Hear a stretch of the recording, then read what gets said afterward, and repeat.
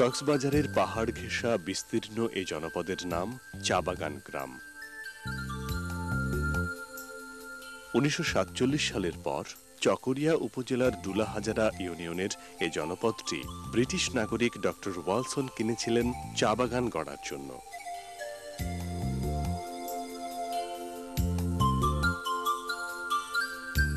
চায়ের ফলন ভালো না হওয়ায় ডক্টর ওয়ালসন এই জায়গা লিজ দিয়েছিলেন চট্টগ্রামের অ্যাডভোকেট জালালকে। পরবর্তীতে জায়গাটা কিনে নেয় খ্রিস্টান মিশনারিরা।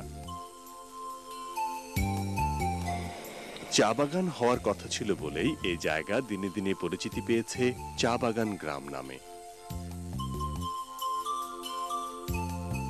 নিসর্গ ঘেরা আকর্ষণীয় এই গ্রামটি প্রায় ৩৫ একর জায়গার উপর। মিশনারিদের উদ্যোগে এখানে খ্রিস্ট অনুসারীদের বসতি গড়ে উঠেছে ১৯৬৬ সাল থেকে।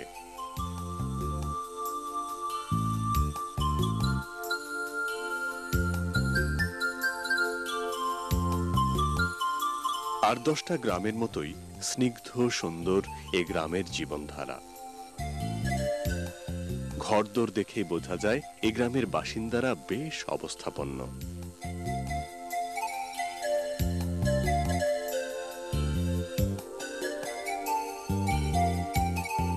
মোট ২০০টি পরিবার এই গ্রামে, নারী পুরুষ মিলিয়ে জনসংখ্যা প্রায় ৭,০০০-এর মতো।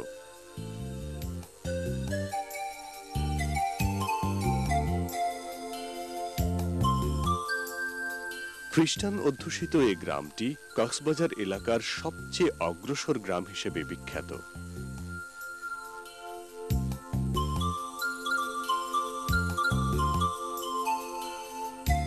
মেমোরিয়াল ব্যাপটিস্ট চার্চ এবং একটি নামকরা হাসপাতাল আছে এই গ্রামে।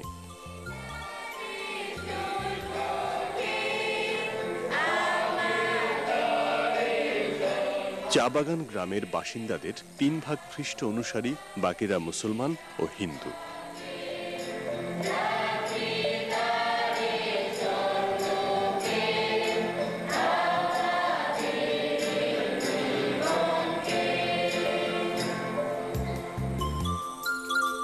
শিক্ষায় অগ্রসর এ গ্রামের প্রায় ১০% উচ্চশিক্ষিত বাসিন্দা আন্তর্জাতিক অঙ্গনে কর্মরত।